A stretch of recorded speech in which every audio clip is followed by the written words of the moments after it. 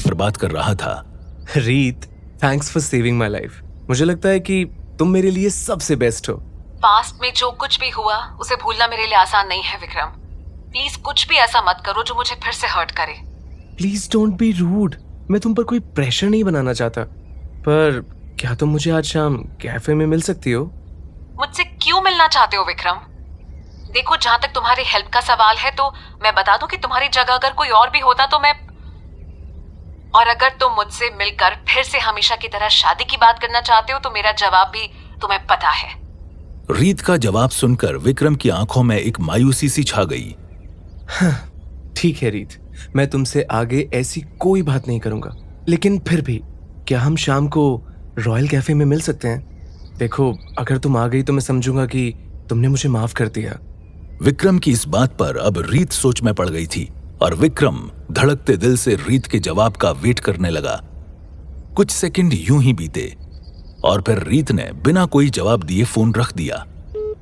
विक्रम ने फोन कान से हटा लिया, फिर खुद ही मुस्कुराते हुए बोला, रीत, मैं सच में तुमसे प्यार करने लगा हूं। अगर आज शाम तुम कैफे में आई तो मैं समझ जाऊंगा कि तुम्हारे दिल में भी मेरे लिए कोई जगह है। अब जो भी बातें होंगी वहीं पर होंगी। कुछ टाइम के बाद शाम हो चुकी थी और विक्रम तैयार होकर अपनी कार लेकर कैफे की तरफ निकल गया। थोड़ी देर बाद वो कैफे के अंदर एक कॉर्नर में टेबल बुक करके बैठा था। वहां कॉर्नर से एंट्रेंस डोर तक साफ दिख रहा था और विक्रम की नजर वहां टिकी हुई थी कि आने वाले गेस्ट में से शायद उसे किसी के चेहरे में रीत नजर आ जाए, लेकिन वहां रीत नहीं दिखी। पता नहीं रीत आएगी भी या नहीं। इतना टाइम हो गया। वैसे मैं भी कितना बड़ा बेवकूफ हूँ। मैं खुद यहाँ पर जल्दी आकर बैठ के इंतजार कर रहा हूँ। अब कुछ भी हो जाए, रीत को आना ही होगा। वो जरूर आएगी। विक्रम ये सोच ही रहा था कि तभी सामने से रीत आती उसे नजर आई और उसे देखकर उसके चेहरे पर स्माइल आ गई। मुझे पता था रीत, तुम जरूर आओगी। रीत उसके सामने आकर बैठ गई। विक्रम का दिल उसे देखकर आज पहली बार जोर से धड़क रहा था। बोलो विक्रम, तुमने क्यों बुलाया यहाँ पर? कुछ ऑर्डर कर लें पहले? Waiter please. विक्रम ने वेटर को आवाज दी और फिर 2 कोल्ड कॉफी बोलकर उसे जाने को कहा। तभी रीत ने विक्रम को देखते हुए कहा, विक्रम, तुम्हें पता है ना कि मैं जिंदल और तुम्हारे बीच में किस कदर उलझी हुई थी। मैं एक ऐसे रिश्ते में फंस चुकी थी जिससे निकलना आसान नहीं था, और अब जब से जिंदल ने सुसाइड किया है तो आई फील कि शायद हम गलत रास्ते पर थे। मेरी मानो तो अब तुम भी अपना अलग रास्ता चूज कर लो। यू आर राइट रीत, बस इसी बारे में बात करने के लिए तुम्हें यहाँ बुलाया है। हमारे बीच में बात करने को कुछ ज्यादा है नहीं विक्रम, और ये बात तुम भी अच्छी तरह से जानते हो कि मैं यहाँ सिर्फ तुम्हारे रिक्वेस्ट करने पर आई हूँ। मुझे अब पिछली बातों में मत उलझाओ। रीत, न जाने क्यों मुझे ऐसा फील हो रहा है कि मैं तुमसे बहुत प्यार करने लगा हूँ। सोचा था कि ये बात तुम्हें ना बताऊं, लेकिन अब कंट्रोल नहीं हो रहा। इतना प्यार शायद अपनी लाइफ से भी नहीं करता मैं। और अगर तुम मुझे ना मिली तो मैं जीते जी मर जाऊंगा। बस तुमसे रिक्वेस्ट ही कर सकता हूँ, प्लीज मुझसे शादी कर लो। विक्रम की बात सुनकर रीत का चेहरा थोड़ा सख्त हो गया। विक्रम, मैं तुमसे मिल रही हूँ या तुमसे बात कर रही हूँ, दैट डजंट मीन कि तुम मेरी नजरों में बहुत अच्छे हो। मैं तुम्हें अच्छी तरह से जानती हूँ। क्या तुम किसी लड़की के प्यार के लायक भी हो विक्रम?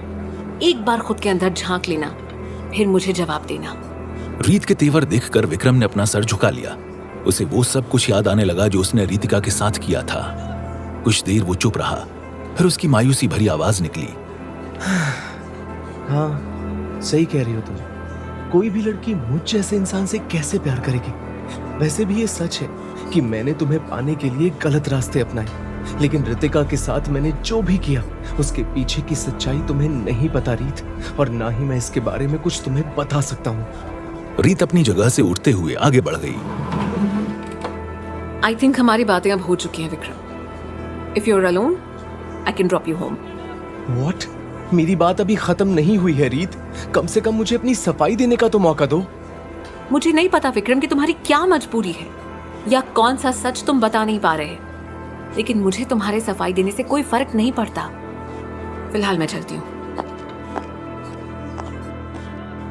दूसरी तरफ जिंदल को उसका एक आदमी हॉस्पिटल के अंदर लेकर आ चुका था इलाज के लिए, पर डॉक्टर ने उसे जो बताया उससे जिंदल की दुनिया बदलने वाली थी।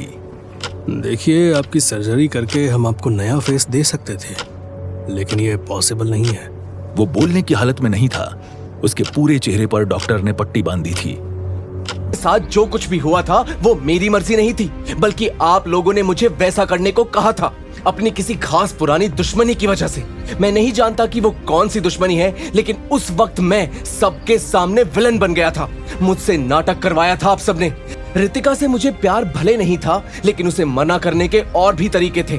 प्यार से समझाया भी जा सकता था। विक्रम, तुम अपनी जुबान काबू में रखो। अब सब काबू से बाहर हो चुका है पापा। मैं भी आप लोगों की तरह बन चुका था। रीत को पाने के लिए गलत रास्ते अपनाने लगा, लेकिन अब और नहीं। अब मैं सिर्फ अपने दिल की सुनूंगा। उन सब के बीच ये बहस हो ही रही थी, लेकिन उन्हें नहीं पता था कि दरवाजे पर रीत आकर खड़ी हुई सब कुछ सुन रही थी। क्या रीत बर्दाश्त कर पाएगी इस सच को? विक्रम की फैमिली का क्या इंटेंशन था रितिका की फैमिली पर? क्या थी असली वजह दुश्मनी की? क्या विक्रम रीत से शादी कर पाएगा? जानने के लिए सुनिए लड़की बड़ी अनजानी है, सिर्फ 8 ऐप पर।